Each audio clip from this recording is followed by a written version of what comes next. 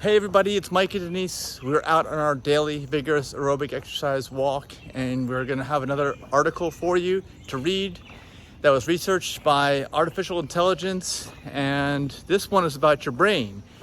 We've done a lot of articles that talk about how eating too high of a percentage of calories from fat basically causes all kinds of non-communicable diseases. But what if you eat too little fat?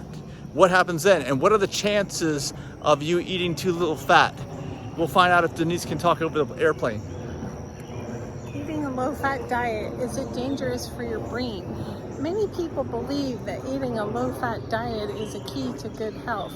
However, there are risks associated with consuming too little fat. The brain is largely made up of fat and requires a high amount of cholesterol as a source of energy. Right, so this is the big thing, okay? Maybe Denise hasn't considered this because I think she hasn't, but I hear from a lot of people, where are you getting your fats? Fats are important, and they are important for your brain. Your brain will literally shut down if you don't get enough fat. But the reality is, what are the chances of you eating a diet where you don't get enough fat?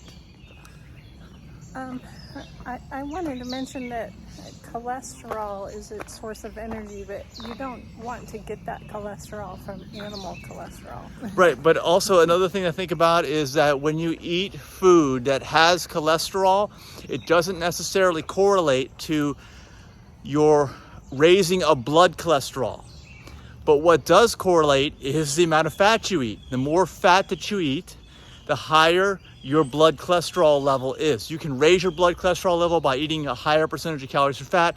You can lower your cholesterol level by eating a lower percentage of calories from fat. But eating less foods that contain cholesterol may not potentially lower your blood cholesterol level. That's the whole subject of another video. Yeah. Eating a diet too low in fat can interfere with the absorption of the fat-soluble vitamins A, D, E, and K1.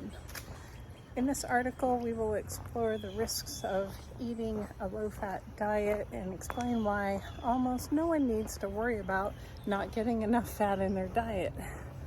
The risks of eating a low-fat diet.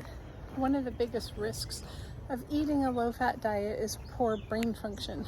The brain requires a high amount of cholesterol as a source of energy, which is why some of the best brain foods have high levels of healthy fats. Essential fatty acids like omega-3 and omega-6 fatty acids are well known to support brain health. Studies consistently show that symptoms of low fat intake include increased hunger, irritability, and low mood due to changes in serotonin, a feel-good brain chemical. So it sounds like the body will self-regulate.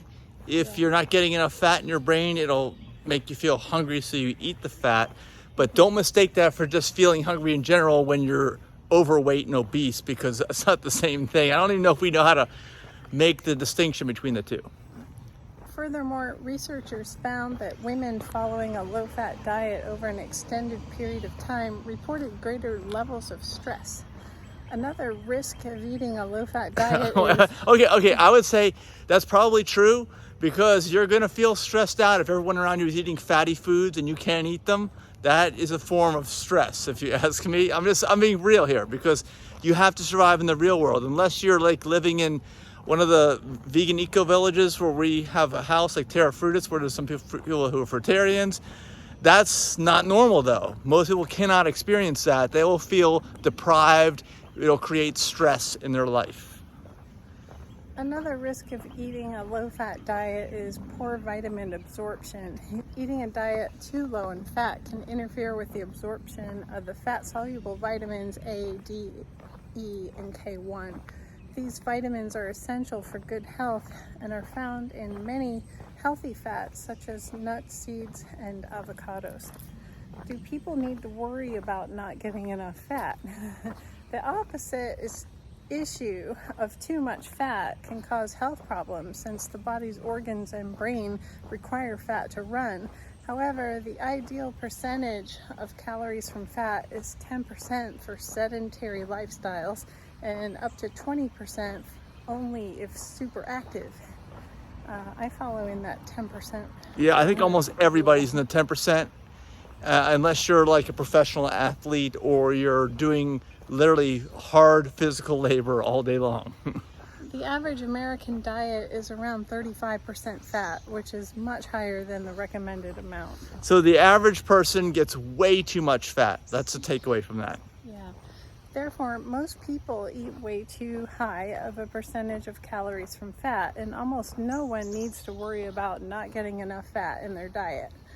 Too much fat is the real worry and the killer. Okay, let's also say that we were concerned. I know recently you read some things about not getting enough fat, and you was like, oh my gosh, we're not getting enough. So you did an analysis of our eating, and we're very strict, okay? Keep in mind, we're super strict. We're like not normal, right? Right, we eat fruit for breakfast and smoothies for lunch and salad for dinner, sometimes with pasta. But I did a 7-day analysis of our macromolecule consumption, and the only time we get less than 10% fat is when we forget our chia seeds and flax seeds on our salad. But usually it's around 10 to 12%. So usually we are over, and we will eat keep in mind, we eat super strict. Nobody eats like us, really. Yeah, it's ridiculous.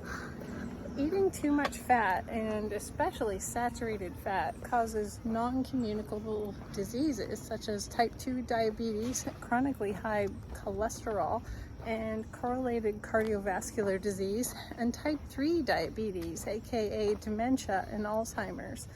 Some of the biggest arguments for including more fat in your diet boil down to the fat's ability to help control hormones, especially insulin.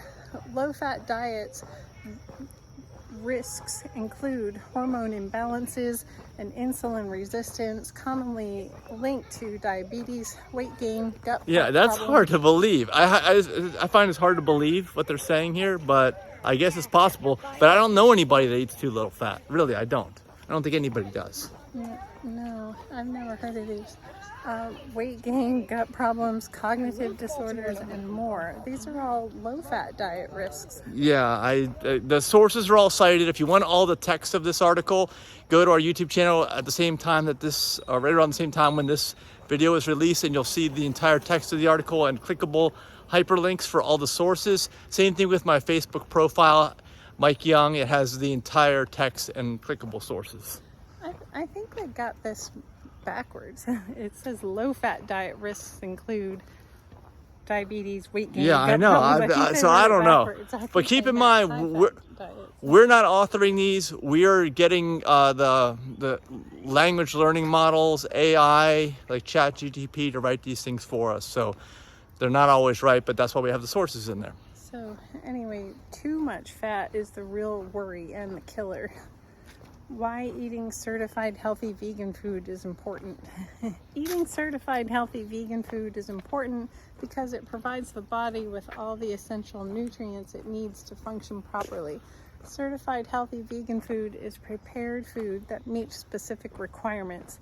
To be considered a healthy vegan food, a prepared food dish must be free of animal products, free of refined sugars, free of refined flours, free of artificial colors, flavors, and preservatives. Be made and with oil. No oil, right? Does it say that in there? That's the most important thing for this article. No, sugar, flour, color. Okay, well, you can read the rest of it. It's our certification healthy vegan food, but the bottom line is it's generally lower in fat because it doesn't have added oil. It needs to be made with whole natural ingredients, and oil isn't a whole food, it's highly processed. Yeah, yep. Super high fat. Eating a certified healthy vegan food is a great way to ensure that you're getting all the nutrients your body needs to function properly. To learn more about certified healthy vegan food, visit healthyveganfood.info. Is that it? Yep, that's it. Okay, so the reason why I wanted to do this article is to kind of debunk the whole you're not getting enough fat, you're in trouble. Like literally nobody does that. Nobody. No, I'm just saying, like we're super strict. It just doesn't happen.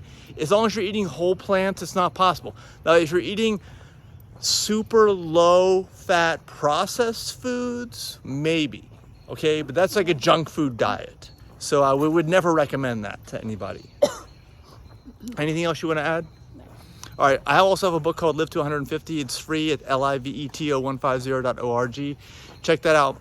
Also, definitely like this so that we get more people taking a look at this information online. And of course, also subscribe if you don't subscribe already. And be sure you get out there and get your 12,000 steps every day like we're doing right now, right? Yeah. Okay, we'll see you in the next video. Bye-bye.